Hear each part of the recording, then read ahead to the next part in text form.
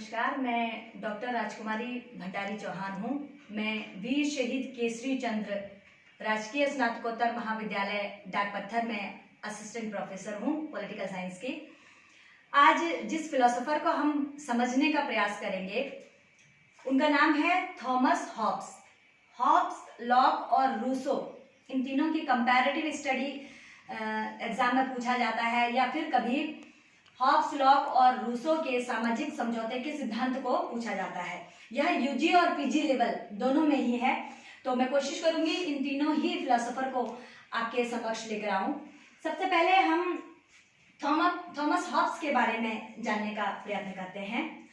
Thomas Hobbes का जन्म 5 मई 1588 ईस्वी में इंग्लैंड में हुआ था और ये एक ब्रिटिश फिलोसोफर हैं और इनका जन्म इंग्लैंड के मेल्सबरी नगर में हुआ था, जो इंग्लैंड के दक्षिण तट पर स्थित नगर है। इनके जन्म के समय स्पेन ने इंग्लैंड पर आक्रमण किया था और दोनों देशों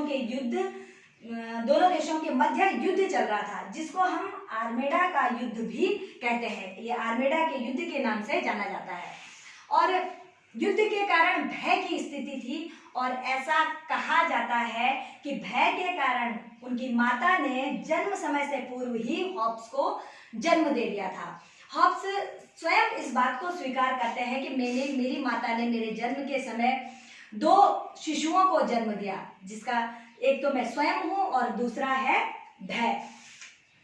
हॉब्स अध्ययनशील प्रवृत्ति के व्यक्तित्व थे और बहुत सहनशील थे, परंतु इस भय के वातावरण में जन्म लेने के कारण उनका जो स्वभाव था वो डरपोक किस्म का था। आगे जो आप स्लाइड में देख रहे हैं, आप देखेंगे कि राज परिवार के साथ उनका नजदीकी संबंध था और नजदीकी संबंध इस कारण था कि हॉब्स विभिन्न विषयों के ज्ञाता थे। वे बहुत बुद्धिजीवी व्यक्ति थे, बहुत बुद्धिमान व्यक्ति थे, जिस कारण से इंग्लैंड के राज परिवार ने अपने बच्चों के लिए एज ए ट्यूटर उनको नियुक्त किया था। तो राज परिवार के बच्चों को वो शिक्षा देने का कार्य करते थे, जिस कारण से उनके राज परिवार के साथ नजदीकी संबंध स्थापित हो गए थे। 1642 से 1649 में इंग्लैंड में गृह युद्ध होता है, जिसको हम इंग्लिश सिविल वॉर के नाम से भी जानते हैं। और इस इंग्लिश सिविल वॉर का नतीजा ये होता है कि राजतंत्र के स्थान पर इंग्लैंड में लोकतंत्र स्थापित हो जाता है। ये जो सिविल वॉर था ये मोनार्की और पार्लियामेंट के बीच में होता है। इन दोनों के मध्य टकराव की स्थिति पैदा हो जाती है और पार्लियामेंट जो वहाँ की जो संसद के मेंबर हैं वे वहाँ के राजतंत्र से नाखुश हो जाते हैं। नतीजन तख्ता पलट होता है और वहाँ पर मोनार्की के स्थान पर वहाँ लोकतंत्र स्थापित हो जाता है, राजतंत्र के स्थान पर वहाँ लोकतंत्र स्थापित हो जाता है। अब हॉब्स जो है वो फिलोसोफर थे और फिलोसोफर सदैव इस बात को ढूंढने का प्रयत्न करता है कि जो स्थितियां घटित हुई वह क्यों हुई, किस लिए हुई और इसके आगामी परिणाम क्या होंगे। तो थॉमस हॉब्स भी सिविल वॉर जो ब्रिटेन में हुआ था उसके मूल कारण को ढूंढने का प्रयास करने लगता है। वो सोचने लगता है कि यह युद्ध क्यों हुआ, इसका उत्तर ढूंढने का प्रयास करता है। कैसे राज्य में सुरक्षा और स्थिरता लाई जाए, इस बात का वो उत्तर ढूंढने का प्रयास करता है। हॉब्स वैज्ञानिक भौतिकवादी विचारक है और हॉब्स अपने राजनीतिक दर्शन का आधार वैज्ञानिक भौतिकवाद को बनाता है। जब हॉब्स इस प्रकार का चिंतन मनन कर रहा था तो उस समय वैज्ञानिक क्रांति हो रही थी और हॉब्स उस समय की वैज्ञानिक क्रांति से प्रभावित होता है।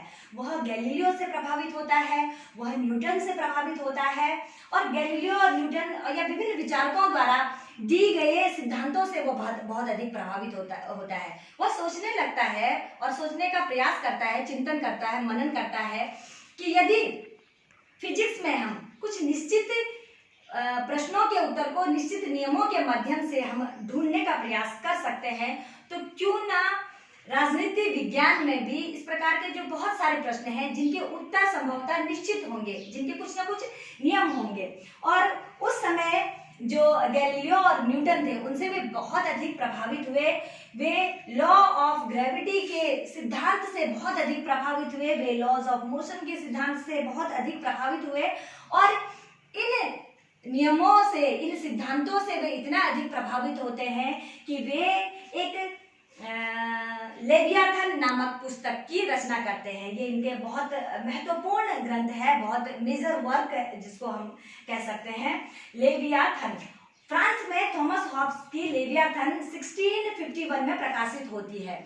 जब इंग्लैंड में गृह युद्ध हो रहा था तो राज परिवार के साथ इनके बहुत नजदीकी संबंध थे, जिस कारण से उनको यह भय था कि यदि मैं यही इंग्लैंड में रहता हूँ तो मेरी भी हत्या हो सकती है या मुझ पर भी देशद्रोह का मुकदमा हो सकता है। तो जिस कारण से वे गृह युद्ध से पूर्व ही फ्रांस में भाग जाते हैं, फ्रांस की ओर प्रस्थान करते हैं। तो वहीं पर वे थॉमस हॉब्स जो है लेवियाथन, फ्रांस में ही लेवियाथन की रचना करते हैं। लेवियाथन उनका बहुत महत्वपूर्ण ग्रंथ है, परंतु इसके साथ ही साथ उन्होंने उनकी अन्य रचनाएं भी हैं जिनको जानना बहुत आवश्यक है। डी सिवेर इनकी एक महत्वपूर्ण रचना है जिसमें ये संप्रभुता का सिद्धांत देते हैं। डी कॉर्पोरे और एलिमेंट्स ऑफ लॉ, ये जो तीन इनके और अन्य महत्वपूर्ण ग्रंथ हैं। अब हम थॉमस हॉब्स के पूरी थ्योरी को समझने का प्रयत्न करते हैं।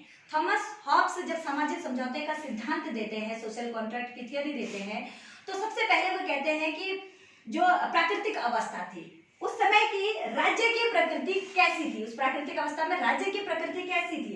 तो थॉमस हॉब्स कहते हैं कि सरकार विहीन राज्य था, कानून विहीन राज्य था, नैतिकता विहीन राज्य था, यानी राज्य नहीं था। व्यक्ति पहले आया और व्यक्ति ने राज्य का निर्माण किया। राज्य एक यंत्र है, यह मानव निर्मित संस्था है, न कि दैवीय। उस समय जो प्रचलित सिद्धांत था कि राज्य दैवीय संस्था है, वह इसको नकारते हैं और वह कहते हैं कि राज्य एक यंत्र है जो मानव निर्मित है, जो मानव द्वारा जिसका निर्माण किया गया है। अतः यांत्रिक राज्य के समर्थक व्यक्तिवाद को महत्व देते हैं। अतः हम कह सकते हैं कि हॉब्स व्यक्तिवादी विचारक हैं। वे मानव स्वभाव के बारे में कहते हैं कि जो मानव स्वभाव था उस प्राकृतिक अवस्था में मानव स्वभाव किस प्रकार का था, तो व्यक्ति अधिक शक्ति प्राप्त करना चाहता था। हर व्यक्ति की अगर हम वर्तमान में भी देखें तो व्यक्तियों में यह प्रतिस्पर्धा होती है कि व्यक्ति और अधिक प्राप्त करना चाहता है। इसी मानव प्रवृत्ति के कारण उस समय भी मानव अत्यधिक शक्ति प्राप्त करना चाहता था। अच्छाई की ओर उसका झुकाव होता था और जो नकारात्मक थी, जो बुरी चीजें थी, उनसे वे दूर जाना चाहता था। व्यक्ति लालची और स्वार्थी है। हॉब्स कहता है कि जो मानव स्वभाव होता है, जो ह्यूमन नेचर होता है, वो लालची होता है, वह स्वार्थी होता है, वह क्रूर होता है। व्यक्ति की इच्छाएं अनंत होती है, वो बहुत सारी इच्छाएं पालकर रखता है और जिस कारण से सदैव संघर्ष की स्थिति में रहता है। तो उस समय भी यही स्थितियां थी जिस कारण से सदैव संघर्ष की स्थिति बनी रहती है। अब प्राकृतिक अवस्था कैसी थी उस समय, जो प्राकृतिक अवस्था थी, हॉब्स कहते हैं, तो थॉमस हॉब्स सामाजिक समझौते से पूर्व की स्थिति को प्राकृतिक अवस्था कहता है। प्राकृतिक अवस्था सामाजिक और राजनीतिक स्थिति से पहले की अवस्था थी। प्राकृतिक अवस्था में समाज, संपत्ति, सभ्यता नहीं थी, यह संघर्ष की अवस्था थी। अतः प्राकृतिक अवस्था में लड़ाई झगड़े और छीना झपटी का बोलबाला था। इस समय मनुष्य का जीवन एकांकी, दीनहीन, घृणित, पाशविक और क्षणभंगुर था। क्षणभंगुर इसलिए मैं कहूंगी क्योंकि व्यक्ति भोजन के लिए हो या चाहे शक्ति के लिए हो, वो एक दूसरे को मारने का प्रयास करता था। तो व्यक्ति को यह पता नहीं होता था कि आने वाला पल में वह जीवित रहेगा या नहीं रहेगा। तो अतः यूं कहें कि जिसकी लाठी उसकी भैंस वाला नियम चरितार्थ होता था, तो शायद मैं गलत नहीं होंगी। जो शक्तिशाली होता था उसी का वर्चस्व वहां स्थापित था और यदि जो शक्तिशाली नहीं था वो शक्तिशाली के हाथों मारा जाता था। तो जिसकी लाठी उसकी भैंस का नियम वहां चरितार्थ था, या यूं कहें कि मत्स्य न्याय का नियम उस समय व्याप्त था। थॉमस हॉब्स के अनुसार क्योंकि उस समय कुछ प्राकृतिक अधिकार भी प्राप्त थे, और वो प्राकृतिक अधिकार कौन सा था? जीवन सुरक्षा या आत्मरक्षा का अधिकार। उदाहरण के लिए शेर का अधिकार। आपने जंगल में शेर को देखा होगा। शेर को जब भूख लगती है तो वह कोई नियम, कोई कानून, कोई नैतिकता नहीं देखता है, और वह किसी को भी अपनी आत्मरक्षा के लिए, अपने भरण पोषण के लिए, अपने भोजन के लिए वह किसी को भी मार देता था। तो ठीक वैसा ही प्राकृतिक अधिकार उस समय मनुष्यों को मिला हुआ था। थॉमस हॉब्स के अनुसार कुछ नियम भी थे। जिस प्रकार अधिकार थे तो उसी समय प्रकृति द्वारा कुछ नियम भी हमें प्राप्त थे।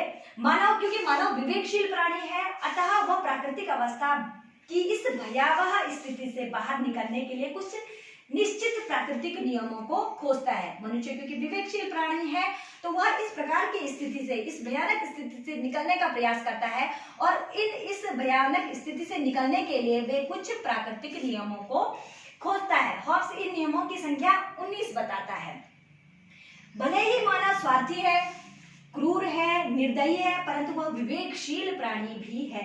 अतः मनुष्य अपनी विवेक बुद्धि का इस्तेमाल करके शांति की तलाश करता है, और उस शांति का नाम सामाजिक समझौता है।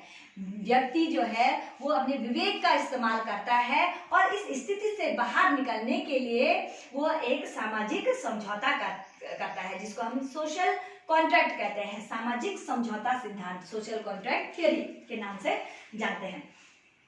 हॉब्स के अनुसार सामाजिक समझौता व्यक्ति और समुदाय के बीच में हुआ। सभी व्यक्तियों ने आत्मरक्षा के लिए आपस में समझौता करके सभी अधिकार एक सर्वोच्च राजा को सौंप दिए। यहाँ पर यह ध्यान देने योग्य है कि राजा या संप्रभु समझौते का हिस्सा नहीं है। आप लोगों को यहाँ पे एक विशेष ध्यान देना पड़ेगा, क्योंकि जो समझौता हुआ था वो व्यक्ति और व्यक्ति के बीच में हुआ था, व्यक्ति और समाज के बीच में हुआ था, व्यक्ति और संप्रभु के बीच में नहीं हुआ था, या व्यक्ति और राजा के बीच में नहीं था। राजा इस समझौते से अलग था, राजा इस समझौते से स्वतंत्र था। हॉब्स के इस समझौते में सहमति का सिद्धांत दिखाई देता है, जिसका मूलाधार बुद्धि, शक्ति और उपयोगिता है। यह एक व्यक्ति का दूसरे व्यक्ति के साथ समझौता था, न कि व्यक्ति का संप्रभु के साथ समझौता। और एक व्यक्ति तभी अपने संपूर्ण अधिकार सौंपने को तैयार होता है जब सामने वाला व्यक्ति भी अपने संपूर्ण अधिकार त्यागने को तैयार होता है। अतः हॉब्स का राज्य विवेक का परिणाम था। रीजन, विवेक का परिणाम। मानव को प्रकृति द्वारा प्रदत्त यह विवेक एक ऐसा नियम है जो आवश्यकता पड़ने पर मानव स्वतः ही प्रयोग करता है। तो वह नियम था विवेक, रीजन, क्योंकि मनुष्य विवेकशील प्राणी है, और जब वह विपत्ति में रहता है तो वह अपने उस रीजन, उस विवेक का प्रयोग करके, उस प्राकृतिक नियम का प्रयोग करके उस प्राकृतिक अवस्था से, उस भयानक स्थिति से निकलने का प्रयास करता है, और वह सामाजिक समझौता करता है। हॉब्स के अनुसार राज्य, समाज और सरकार तीनों का निर्माण एक ही समझौते से होता है। अब हम वो जो समझौता, जो प्रभु सत्ता या जो सर्वोच्च सत्ता, जिसको व्यक्तियों ने अपने सारे अधिकार दिए थे, उसको हम संप्रभु भी कह सकते हैं, या उसको निरंकुश राजा भी कह सकते हैं, और हॉब्स उसको लेवियाथन कहता है। तो हॉब्स कहता है कि संप्रभु का इन तीनों रूपों में से कोई भी रूप हो सकता है। वह राजतंत्र हो सकता है जिसमें एक व्यक्ति सत्ता में होता है, उसी के पास शक्ति होती है। वह कुलीन तंत्र भी हो सकता है कि कुछ लोगों के पास शक्ति स्थापित होती है, और वह लोकतंत्र भी हो सकता है कि समस्त व्यक्तियों के पास शक्ति हो। परंतु हॉब्स कहता है कि उस भयावह स्थिति से निकलने के लिए राजतंत्र सबसे बेहतर है। वो कहता है क्योंकि सत्ता का जितना अधिक वितरण होगा, जितना अधिक सत्ता को हस्तांतरित किया जाएगा, उसका प्रभाव उतना अधिक कम होगा। यदि एक व्यक्ति के हाथों में सत्ता होगी तो उस समय की जो परिस्थिति थी उससे निकलने के लिए राजतंत्र सबसे महत्वपूर्ण संप्रभु का। तो वो लेवियाथन को एक निरंकुश राजा कहता है और निरंकुश राजा का वो समर्थन करता है। हॉब्स संप्रभु को असीमित शक्तियां प्रदान करता है। हॉब्स का संप्रभु अविभाज्य, अधेय और निरंकुश था। जो हॉब्स का राजा था वो अविभाज्य था, उसका विभाजन नहीं किया जा सकता है। वह अधेय था, वह अपनी सत्ता को किसी दूसरे को हस्तांतरित नहीं कर सकता था और वह एक निरंकुश शासक था।